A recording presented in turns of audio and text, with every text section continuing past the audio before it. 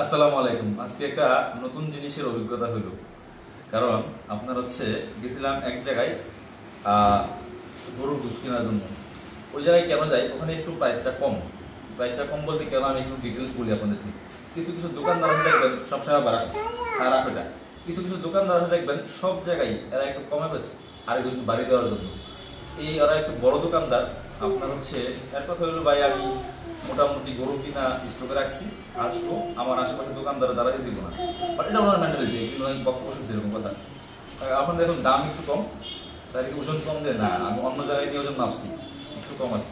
এখন মার্কেটে কত আমি জানি না, 750 বাইরে প্লাস, ওখানে 700 টাকা, মানে 50 টাকা কম পাওয়া যায়। মাংসটা ভালো আলহামদুলিল্লাহ, এটা একটা বিষয়, এটা সমস্যা না। আরেকটা জিনিস, সচরাচর এই যে মুরগি কিনলে আপনার একটা কিনলাম আপনার এই কি বলে এটাকে কক, ইদানিং এই আশেপাশে থেকে কিনলে কি হয়, সব চুলাই দেয়, কিন্তু আপনার ড্রেসিং করে দেয় না। ড্রেসিং করে দিলে কি হয়, এই চামড়াটা থাকে, যেটা কুস্তিটা খাইতে খুব মজা। আজকে গেলাম, কিনলাম ওখান থেকে, অন্য এলাকা থেকে, বললো ভাই ড্রেসিং করে দেবো, চলে যাবো, ড্রেসিং করে দেবো। এই মুরগিগুলো ড্রেসিং করে দিচ্ছে এবং এটার জন্য ফ্রি। আগে কিন্তু আগে সবসময় প্রত্যেকটা দোকানে ব্রয়লার বেচুক আর আপনার এইগুলা বেচুক, কক, সব দোকানে কিন্তু এই ড্রেসিং মেশিন ছিল। হঠাৎ করে এই মুরগির দোকান থেকে এই ড্রেসিং মেশিনগুলো দাও, তারা জাস্ট করে এখন টান দিয়ে ছিল শেষ। কিন্তু আরেকটা বিষয় দেখেন স্পেশাল, দেখেন এইটা আসল জিনিস।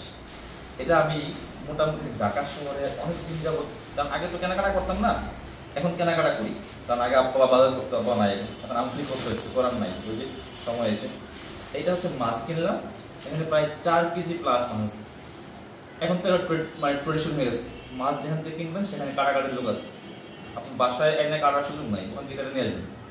কেমন আপনার যেগুলো একটু বড় মাছ, তেলাপিয়া, পাঙ্গাস, রুই, কাতল, এগুলো 20 থেকে 30 টাকা কেজি নেবে, কম নিবে না। আমি এখানে মাছ কিনলাম, দাম মোটামুটি কম, বিশাল বড় দোকান এদের।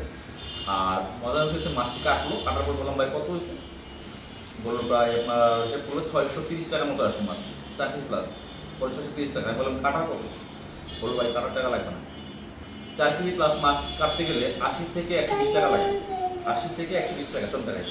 তো ওখান থেকে আমি মাছ কিনে ফার্স্ট কিনলাম, তো একবার এখন কিনবো না, পরে জিজ্ঞেস করলাম কিন্তু মাংস কিনলাম, যেখান থেকে কিনা নেই। কিন্তু একটা জিনিস দেখলাম, তাহলে আমার 80 থেকে 120 টাকা সেভ হয়েছে। এই 120 টাকার সাথে 100 টাকা বললে কিন্তু আমি কি করতে পারি, আপনার আরেকটা বাস কিনতে পারি।